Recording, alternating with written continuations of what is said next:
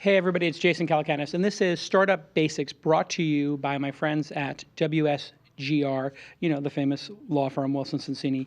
And the way we came up with this idea was we were sitting having coffee and we're talking about two of our shared passions, which is how do we help startups more? And we thought about all these folks who are coming into the industry now, inspired by seeing all these great successes. And we very simply said to ourselves, let's try one more time to answer those very basic questions people have. And with startups, you hear the same questions over and over again, and it changes over time. So what was true when I was starting in the internet business in 93 and 94 was very different than 99 and 2000. It changed radically in 2004, and it's changed again in 2014. So I've seen these questions come up over 2 decades in my career, investing in 70 companies, building 3 or 4, and hosting podcasts for 500 episodes or so, and doing interviews with founders. So this question is one that you've heard a million times, which is, how do I find a co-founder? And so I want to just back up from the question of how do I find a co-founder to why do you need a co-founder? What is the role of a co-founder? Why do people feel like success could be greater with a co-founder? Well, in the beginning, when you're starting a company, if you have 2 people working on it for free, you're going to get twice as much work done. And you have 2 people who are hugely vested in making it succeed. In other words, Steve Wozniak and Steve Jobs, Larry Page and Sergey Brin both have everything at stake in building that company. So we've had this sort of myth in our industry of co-founders is how it's done. Now, it doesn't always work that way. Sometimes you have multiple people on the team. Sometimes you have one person on the team and a couple of bit players. The reason most people think that you should have a co-founder, I believe, is because they've seen so many examples of successful companies with them. Why do you need a co-founder? It can be very lonely to be a startup founder. It's very isolating because you hire a bunch of intelligent people. They come to you with how the business is going every day, hopefully. And they bring you sometimes all the good news because people don't want to go to their boss with bad news. And so I see this all the time. People come to me, oh, boss, this is going great. This is going great. Oh, the launch festival has this many people, this. And I have to stop and say, hey, what's the bad news, right? Now, what happens over time is if you're a single co-founder, you hire all these smart people. They bring you the problems they can't solve. If you've trained them correctly and created the right culture, that they bring you problems, which is a whole nother subject, which we'll do in another Startup Basics. But then you have your board. And a lot of times the board's invested their money in your company, in which case, if things are really problematic, I see a lot of founders are scared to tell the board because they don't want to get fired or they want to put their best foot forward. And they don't want to tell the team because they don't want the team to think like, oh my God, everything's out of control. I might need to leave this company.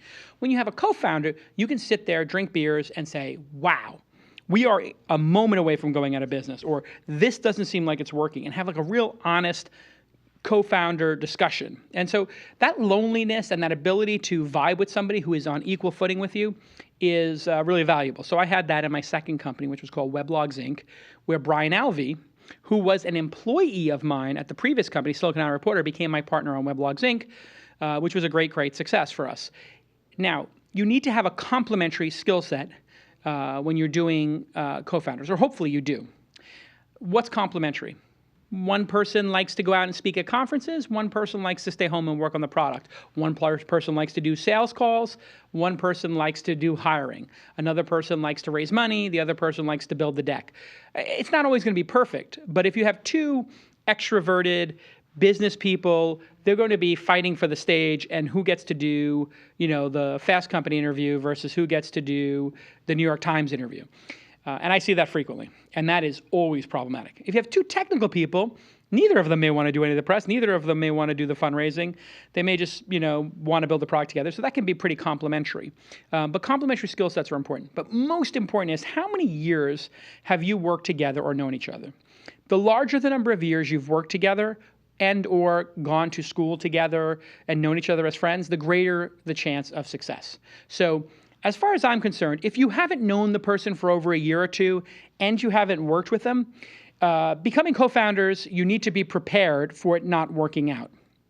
Just like if you were to marry your college, sweetheart who you lived with for 2 years and you dated in college, and he was really cute and you spent a lot of time together, whatever it is.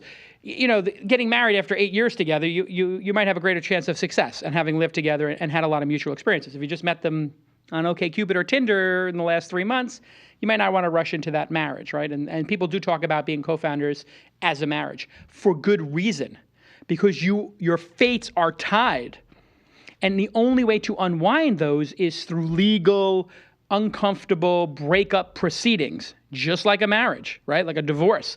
The divorces at startups are brutal because you could have people just disagree and the business is doing great, and then one person has vested a portion of the shares, the other one person hasn't, and you get this crazy, people being kicked out and moved up and board drama, which if you read the Twitter book, it's filled with Hatching Twitter by Nicholas Bilton.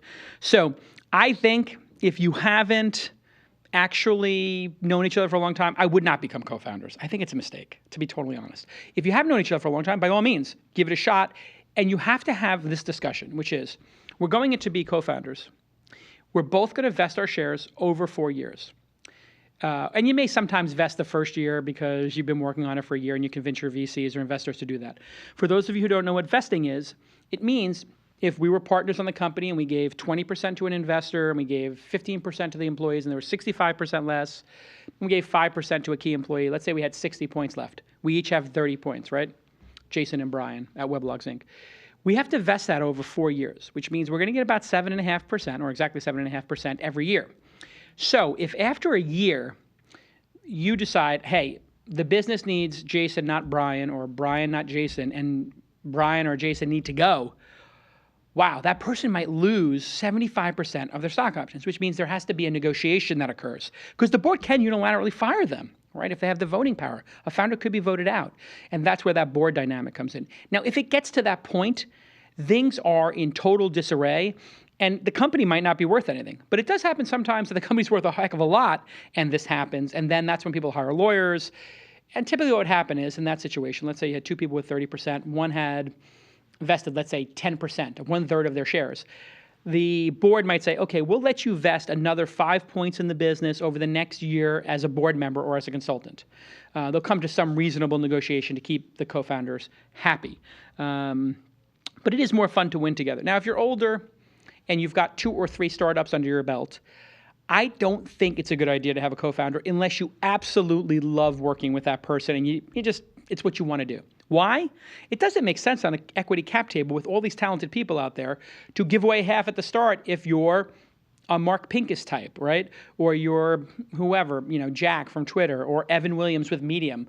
You see those folks tend to go out on their own and then they hire their founding team, as it were. So hiring a founding team means you giving them half a point, 2 points, 3 points, 5 points maybe, but not half of all your equity.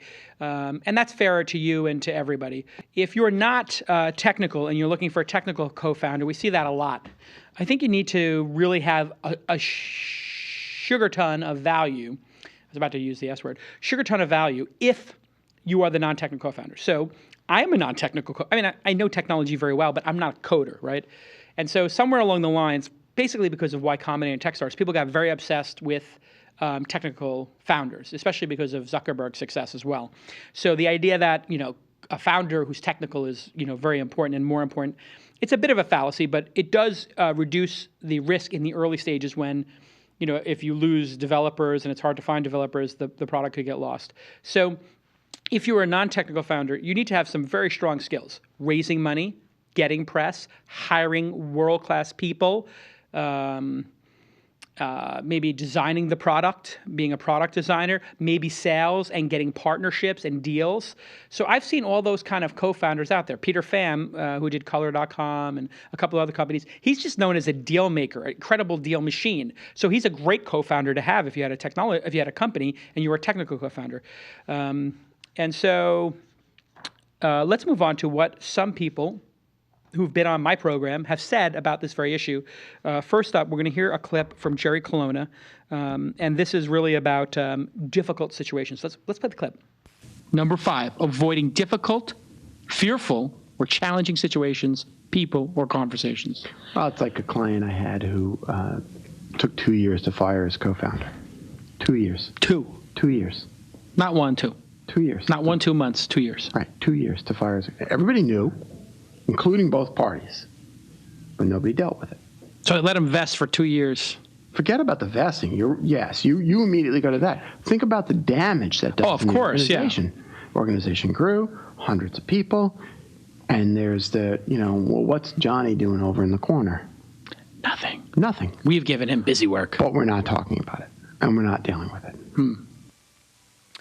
Yeah, so this is an absolutely fantastic anecdote from Jerry Colonna of exactly how bad it can be, because keeping people in a startup who are not actually productive, it leads to this really bad situation where people resent it, and then they lose faith in the management. So I've had this problem in the past where I have not acted quick enough. And when I was in my younger years, I used to always think I could work with somebody. I used to always think like, I'm a psychology major and I know how to get in people's heads. So if this person's not performing at the great level, I will try to, just be the master motivator coach, Phil Jackson from the Lakers or Pat Riley from the Knicks and Miami Heat. I'll get in their head. Right? It never works because it takes so much time. Even if you are able to get to them and change them, they might wind up resenting you because they feel like you're like too involved in their head. And so the best thing to do is to cut it off quick and to make sure people know, listen, it's not working out. It's nobody's fault necessarily. This happens all the time. This company needs to have a clear direction. And so like two pilots trying to pilot the same plane will not result in anything but death and despair and crashes and loss of life and, all kinds of valuable things. You need to have one pilot in that seat. Fine to have co-pilots, but gosh, get rid of the co-founder if it's not working out, and treat them well. That's the other thing. This was something, I used to get when I was younger, a little resentful, like when firing people, and I was just like, God, this person didn't do a good enough job for the last 4 weeks. And, we got to fire them with prejudice, like we have to send a message. And then I got older and I was like, you know what? It's part of startups. You're going to hire people, they're not going to be productive, and then you're going to hire other people, and they're going to be wildly productive. Like I'm so blessed with the team I have at launch or inside right now. They're all wildly productive. So more than probably I pay them for. They're just like driven people. They put in a lot of extra time. So if you have somebody who's a dud, the way I look at it now is I got 4 other people for every dud or 9 other people for every dud who are crushing it and just paying huge dividends for our shareholders. I'm not going to sweat it. I'm not going to sweat the person who we wasted 8 weeks of salary on or 8 months of salary on even. I'll just cut my losses and move on and not have that, in my headspace. All right. And we have one more clip from Mr. Mark Suster. Can we play that? What do you think is the cause of most fighting between co-founders? Well, let's start with a few basic things, which is often co-founders don't know each other that well when they start. Right. Even the ones who know each other well, let's say it's a 10-year journey or a 7-year journey. Mm-hmm. And let's say you all start when you're 29. Yep. 29 to 36, what happens? People fall in love. Yeah. People get married. Babies. People have a baby. You find out, and all of this has happened to me in experiences, you find people who start drinking too much. Mm-hmm. You find depression. Uh-huh. You find people who don't come into the office as much. Mm-hmm. And you find some people who have really high risk tolerance. I want to build $1 billion company. And other people who think, no, I want to be conservative. If I could make $2 million, that would change my life. So your incentives are not always aligned. I don't believe this co-founder nonsense. I think it could be self-founders. But do you know that I'm the most public guy on this topic? No. I wrote a blog post, you should read it, called The Co-Founder Mythology. I went to Stanford and I delivered a speech in the heart of Silicon Valley called The Co-Founder Mythology. And what I argue is, here's my argument, Jason, real quickly. I'm sorry. Is that no, I want to hear it. You should hire your co-founders. And here's what I mean. That's what I do. If you start with 100%. Yeah. And let's say you raise capital and give away 20% to your capital. Yeah, 50 left. You can do whatever you want. You can bring in someone for 3%, 5%, 10%, sure. 40%, right? It's up to you, but you're still in charge. You still control voting. You should treat them like a founder. Be open with your financials and how much equity you have, how much they have, involve them in decision making. But if you ever fall out of love, you have a prenup. Right. Right? And vesting of stock. The other thing I should tell you is I talk to incredibly talented people who are afraid of taking risks. They don't manifest that in their own mind that way, but they will gladly join a company for 2% that has been de-risked, for 1% that has been de-risked. So and de-risked means you've raised a little capital, you've got the idea, you've got the business plan, the website, the prototype, whatever. So if I go to you and say, you know what, Jason, I've decided to give you 10%. I mean, fuck me. Who gives 10% to anybody, right? It doesn't happen. Right. It's a myth if you think it happens. But if you go in and you own the majority of the company to begin with, you have that flexibility. So there you have it. Just, two legendary investors, and now one's a coach, who were on This Week in Startups and really addressed that issue head on. You got some good information to get started here. Open communication, take the relationship, the co-founder relationship, dead serious, and invest in it.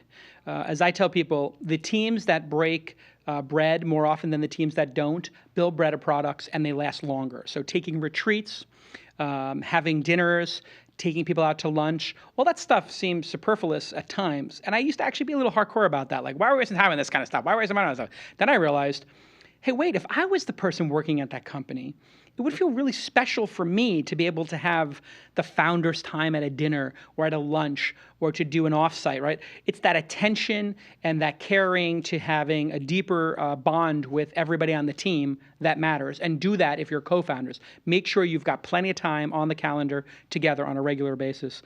Some additional resources for you, founderdating.com, which is like speed dating for it, cofounderslab.com, and accelerators like Techstars really specialize in this. In fact, David Cohen, brilliant accelerator creator, has a program where people can come in and be just a Techstar. You're just a great developer or a great marketer. You go there, you hang out, and you see the teams building stuff, and you go, I want to be part of that team. And then that team says, we want that guy or that gal on our team. And they make you an offer, and so you can join these accelerators sometimes just as a gunslinger. Your skills matter. Make sure you have great skills in life. And thank you to my friends at Wilson Sonsini for partnering with me on this very important series. We hope that this really helps founders be prepared for the incredibly hard yet exciting journey they're going to be on building their startup. We'll see you next time.